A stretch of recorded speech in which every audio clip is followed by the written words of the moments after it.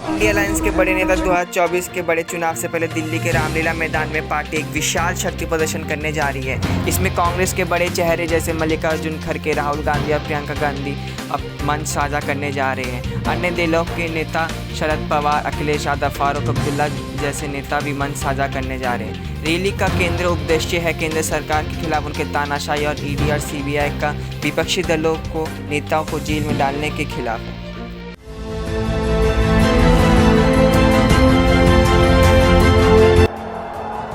सभी साथियों को मेरा नमस्कार।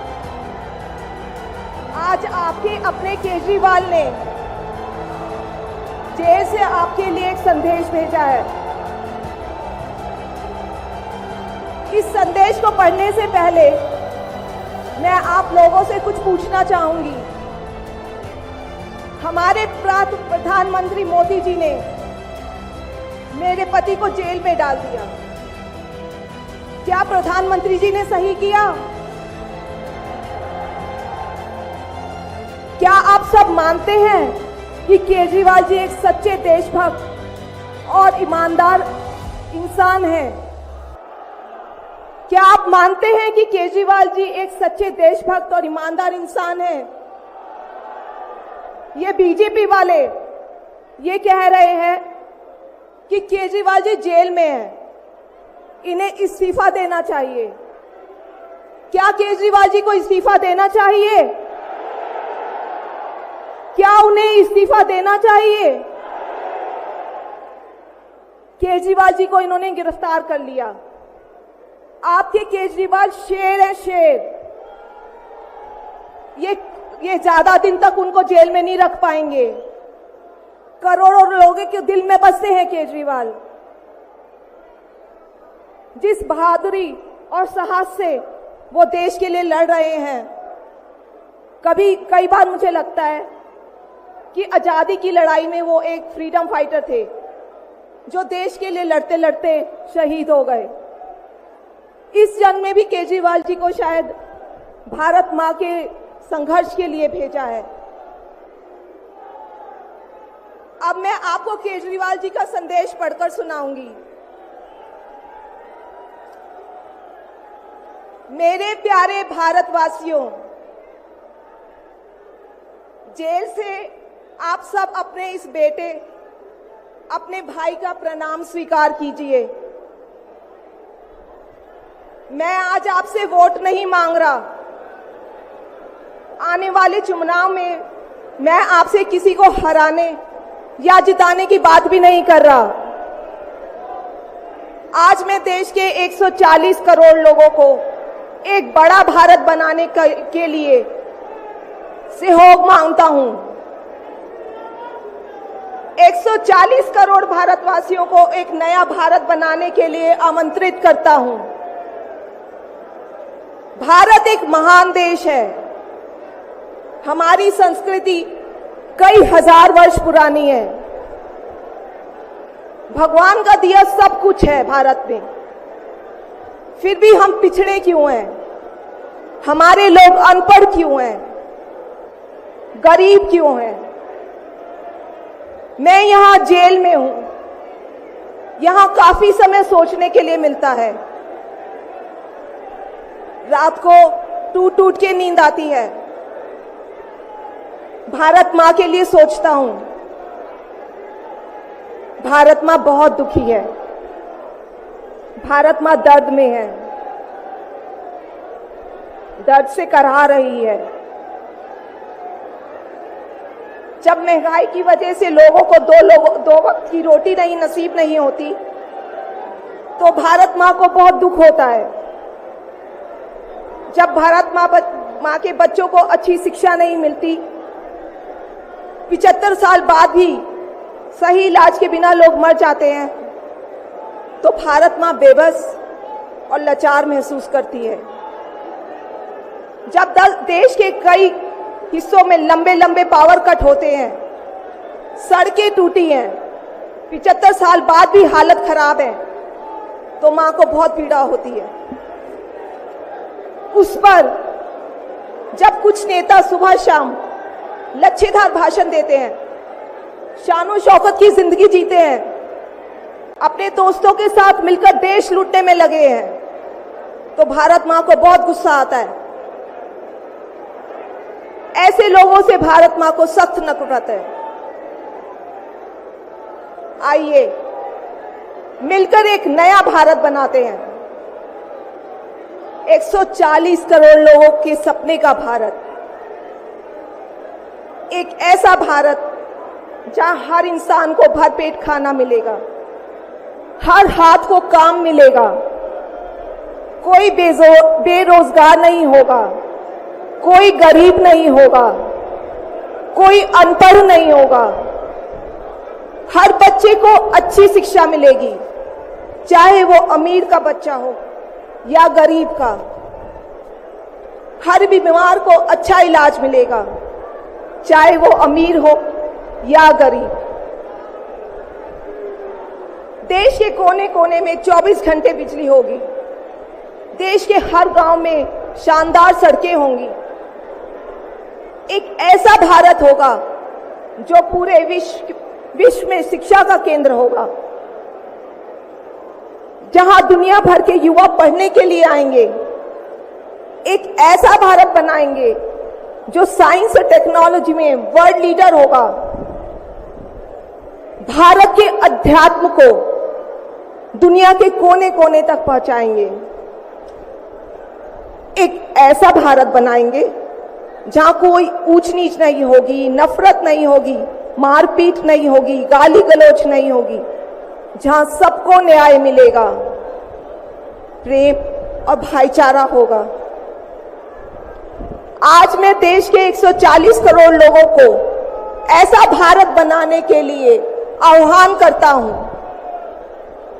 यदि आप सब इंडिया गठबंधन को मौका देते हैं, जिम्मेदारी सौंपते हैं, तो हम सब मिलकर ऐसे महान राष्ट्र का निर्माण करेंगे। केवल नाम में इंडिया गठबंधन नहीं है, दिल में इंडिया है, दिल में।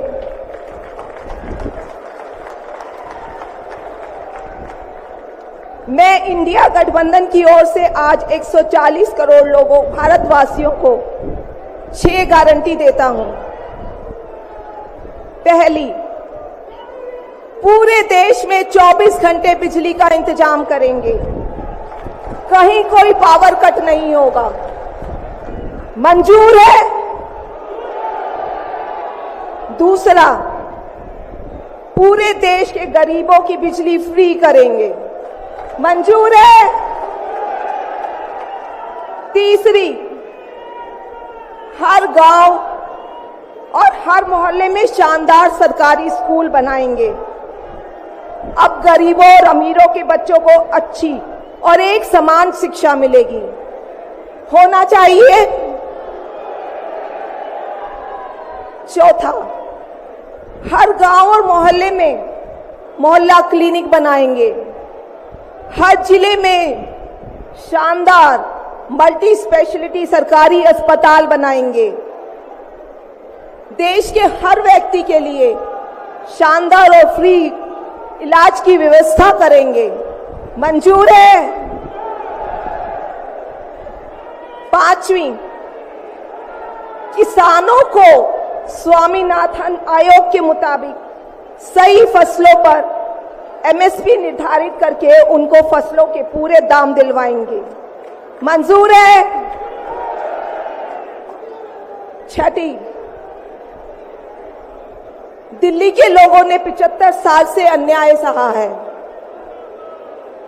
देश के अन्य राज्यों की तरह अपेक्षा उनके अधिकार बहुत कम है। उनकी चुनी हुई सरकार पंगु है। ये अन्याय हम समाप्त करेंगे, दिल्ली वासियों को उनका हक दिलाएंगे, दिल्ली को पूर्ण राज्य का दर्जा दिलवाएंगे, मंजूर है? मैं आज ये ऐलान करने के लिए अपने सभी इंडिया गठबंधन के साथियों से माफी मांगता हूं, क्योंकि ये ऐलान करने के पहले मैंने उनसे उनकी अनुमति या सहमति नहीं ली। जेल में हूं, इसलिए सहमति लेना संभव नहीं था। उम्मीद करता हूं कि किसी को इस पर आपत्ति नहीं होगी। ये सभी 6 गारंटी हम 5 साल में पूरी करेंगे। इसका पैसा कहां से आएगा, इसकी पूरी प्लानिंग कर ली है। मैं यहां जेल में स्वस्थ हूं, पूरी ऊर्जा से भरा हूं। इस गिरफ्तारी ने मेरे हौसलों को और मजबूत किया है। आपकी दुआएं और आशीर्वाद मुझे लगातार मिल रहे हैं। ऊपर वाला मेरे साथ है। जल्द बाहर आकर आपसे मिलता हूं। आपका अरविंद।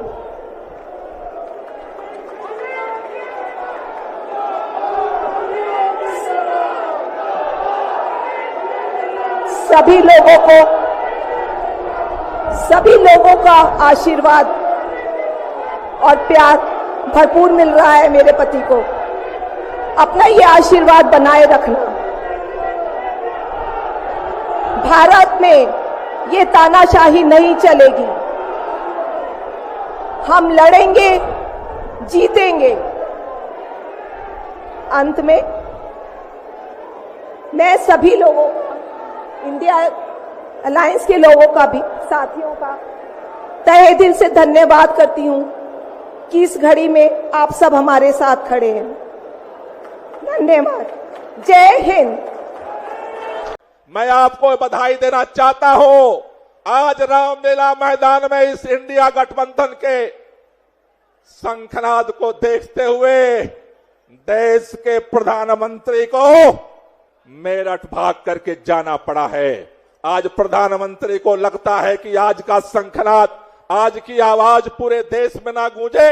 आज ही के दिन प्रधानमंत्री ने भी मेरठ में रैली रखी है। हमें इस बात की खुशी है और मैं आपसे भी कहना चाहता हूं दोस्तों, ये लड़ाई आज पूरे देश के अंदर, पिछले दिनों लोग पूछते थे, पिछले 5 साल पहले जब लोकसभा का चुनाव था कि इंडिया गठबंधन तो नहीं था उस समय, लोग कहते थे भाजपा का विकल्प क्या है, नरेंद्र मोदी का विकल्प क्या है, एनडीए का विकल्प क्या है। आज पूरे देश के कोने कोने, कन्याकुमारी से लेकर के कश्मीर तक, असम से लेकर के गुजरात तक, चारों तरफ और आज रामलीला मैदान में एक ही शंखनाद करके पूरा देश इकट्ठा हुआ है। एनडीए का विकल्प, इंडिया तैयार है तुम्हारा मुकाबला करने के लिए, तुम्हारी तानाशाही का मुकाबला करने के लिए, तुम्हारी गुंडागर्दी। मंच पे उपस्थित सभी मान्यवर नेतागण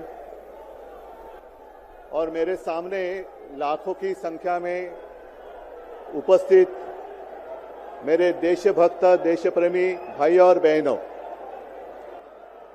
हम सबको पता है कोई चुनावी रैली नहीं है। अपनी 2 बहनें हिम्मत से लड़ रही है। अगर बहन हिम्मत से लड़ रही है तो भाई कैसे पीछे रहेगा। और इसलिए हम सब दोनों अपनी जो बहनें हैं, कल्पना जी हैं, सुनीता जी हैं, आप चिंता मत करो। सिर्फ हमें नहीं, पूरा अपना देश, हिंदुस्तान आपके साथ में है। देश में जो स्थिति है मैं दोहराना नहीं चाहूंगा। कुछ दिन पहले आशंका थी कि क्या हमारा देश तानाशाही की ओर चल रहा है, लेकिन अब वो आशंका नहीं रही, अब वो सच्चाई है। अगर बीजेपी सरकार को ऐसे लगते होगा